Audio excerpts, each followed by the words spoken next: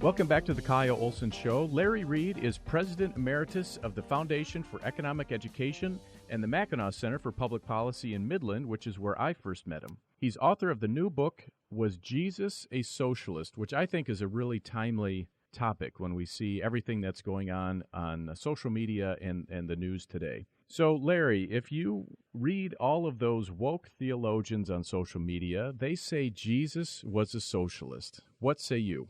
Well, thanks, Kyle, for having me.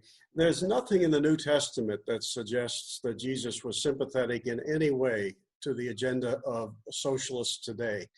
He never said a word that would suggest he supported the coercive redistribution of wealth. He never talked about government ownership of the means of production, never supported a welfare state, never called for central planning of the economy.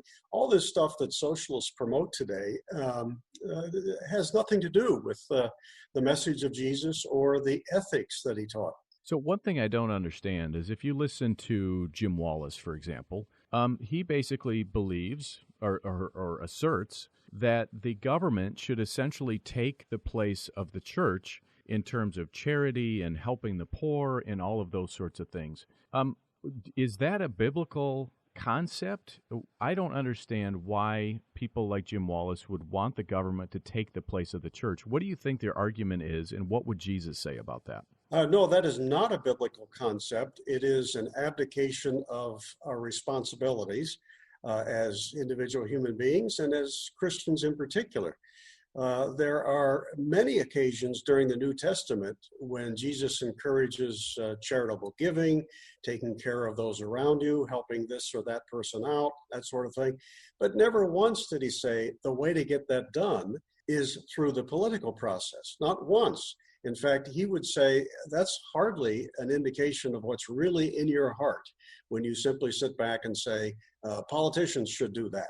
That might make you feel good, but it isn't an indication of what's really going on inside your heart, which is what Jesus was focused on.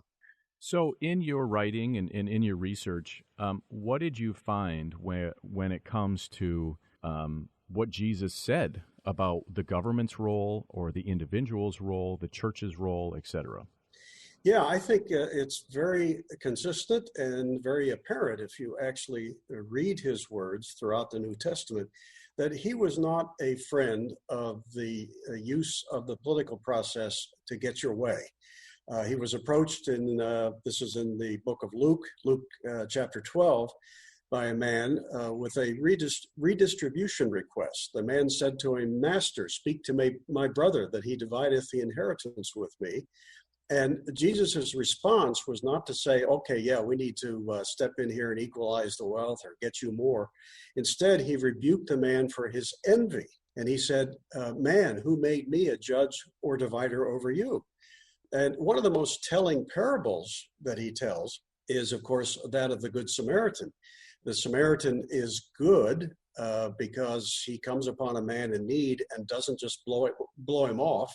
He doesn't say to the man, well, call your social worker, or there must be a government program for you. Instead, he's a good Samaritan because he took the moment to use his own resources of his own free will to help the man.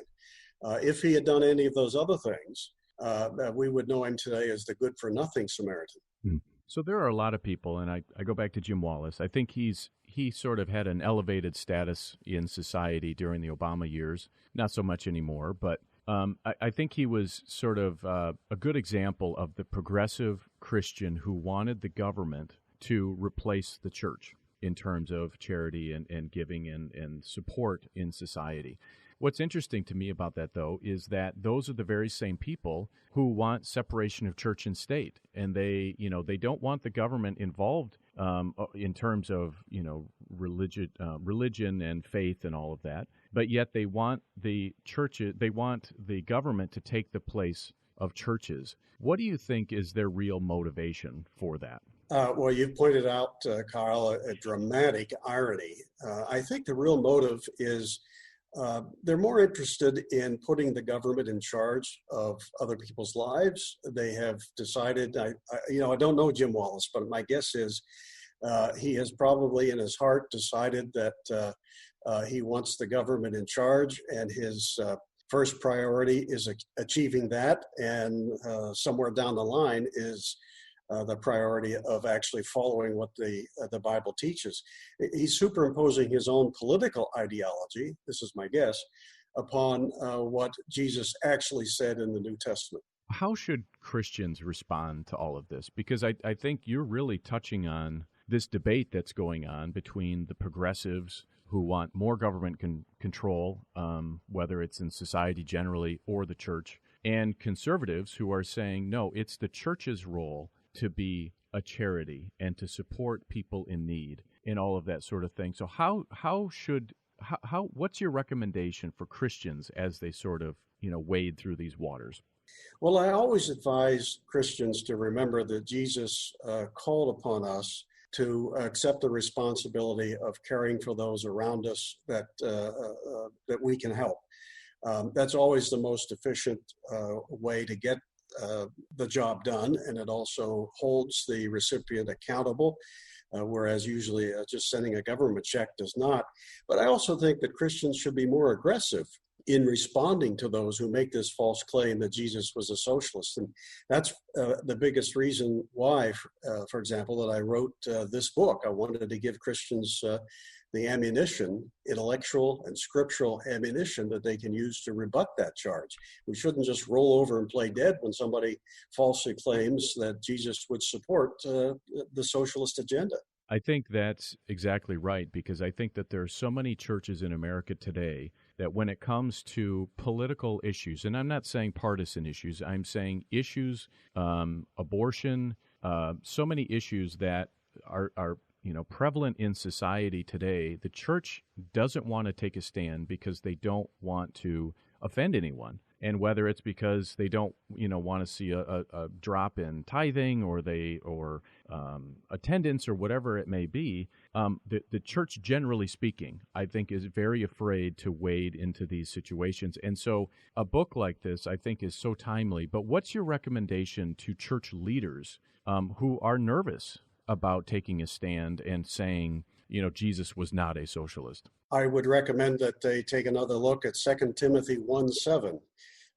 Which says that God did not give us a spirit of fear and timidity, but of power, love, and self-discipline.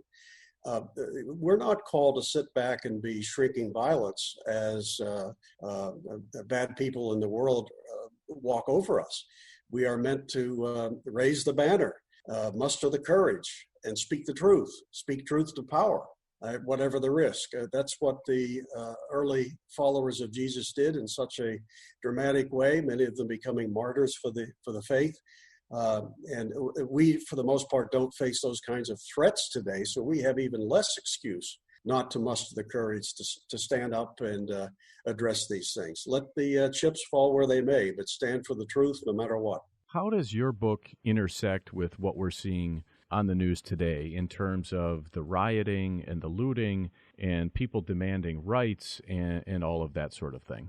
Well, I think there's a direct intersection. I spend some time in the book talking about the parables and the other teachings of Jesus that relate to things like private property, respect for the lives and property of other people.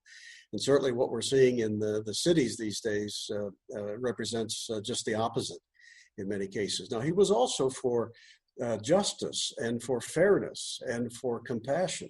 And there's always a role for those important virtues, but there is no excuse for the wanton use of violence against innocent people and their property. And so I think the book in that regard has a lot to teach. Where can you find Was Jesus a Socialist? People can get it from Amazon, and they can also get it from Barnes & Noble on their website.